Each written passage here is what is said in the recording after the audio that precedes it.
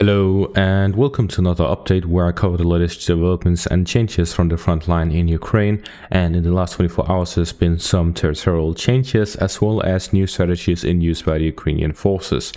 So starting out in the area of Staromaiorsk, the Ukrainians managed to fully capture the village again as they have full control over it and pushed the Russian forces out of the heights to the south and to the west of the village.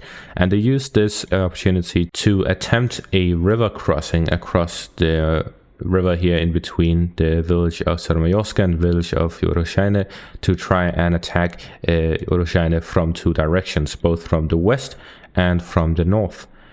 So they attempted a two-pronged attack from a river crossing here to the west and from an attack to the north through the road.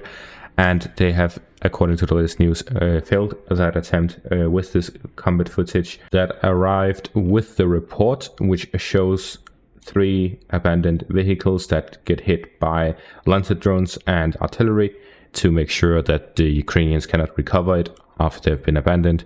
So they tried this assault, they got stuck and retreated, after which the Russians destroyed the abandoned equipment that was left behind. Other than that, we moved to the Robotine area, where here, according to the latest reports, the Ukrainian forces launched a morning attack on the Russian positions here to the south, and then the Russians managed to hold them back by launching artillery strikes on their positions, and then they started counterattacking and managed to recapture the territory here marked out in the pink.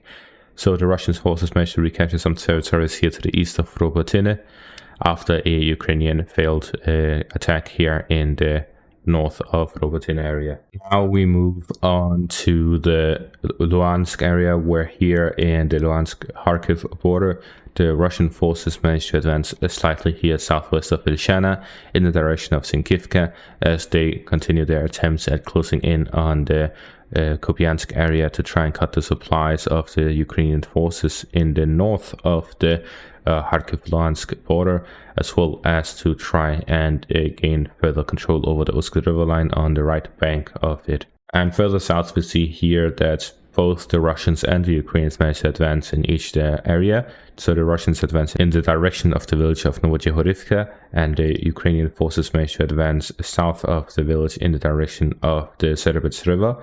If they manage to reach the river line, then they'll be able to push southwards and gain full control over the southern part, and then they can focus on the northern part here in the direction of Serhivka, Kovalivka and Nadia, and attempt to fully get rid of the Russian bridgehead across the river line.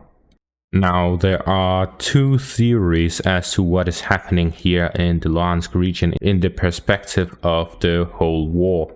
So the thing is, according to Syriac maps, the Russian forces are here not having any 100,000 strong army and 900 tanks and so on, but in reality they are just using the amount of forces they have for small-scale operations to try and draw in Ukrainian forces to the area to prevent the Russians from advancing towards the Usk river line and taking control over the area.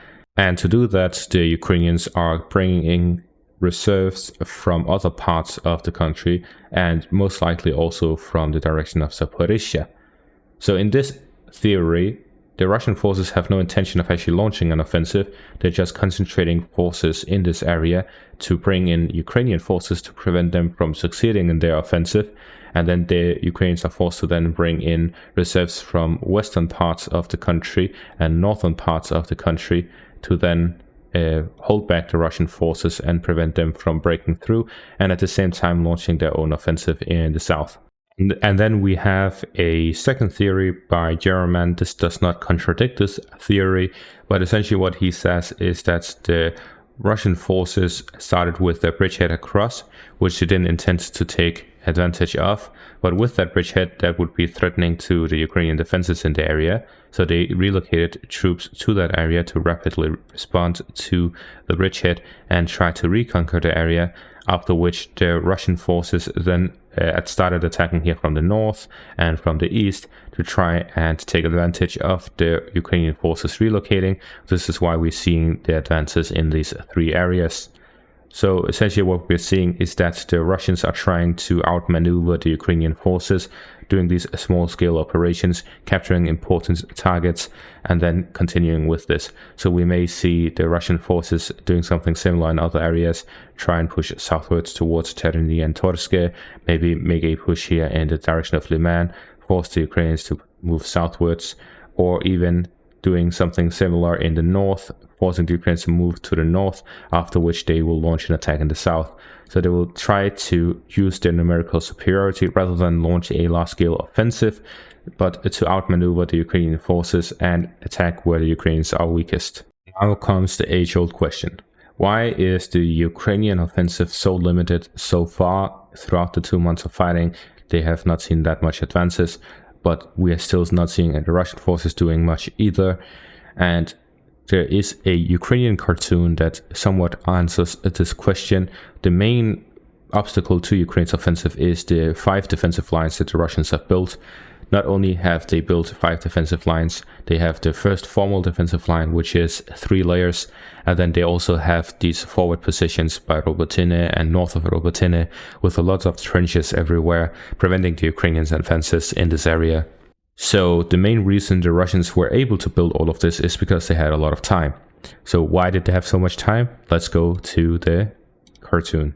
So as we can see through this cartoon, the Russians are constantly building their defensive lines throughout these 6 months, and all of this time the Ukrainians are waiting for all of this equipment. The West claims the Ukrainians can train on the Leopard tanks for a month or 2, but that doesn't matter if they do not receive them in March. They instead receive them in May. If it takes 4 months, they might as well have trained for 4 months, but they train for 2 months and just sit there waiting for the equipment to arrive. They have some of it, but not all of it.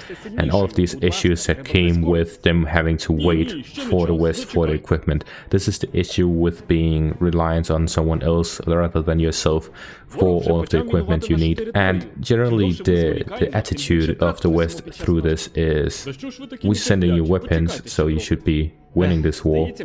But in reality, the Ukrainians are unable to win if they have to fight against the Russians, who have so much more powerful, so much more time, so much more training, so much more self-reliancy on the equipment that they have themselves, compared to the Ukrainians having to learn new equipment, multiple types of equipment.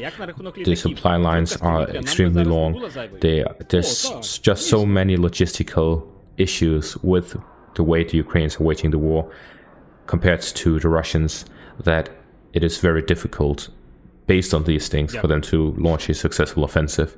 And the Russians just had all the time in their lives to just build this defensive line that is now holding back the Ukrainian forces. So the current general situation is that the Ukrainian forces continue their attempts at succeeding with their offensive here in the south, while the Russians are trying to do every possible strategy to prevent them from succeeding in the south.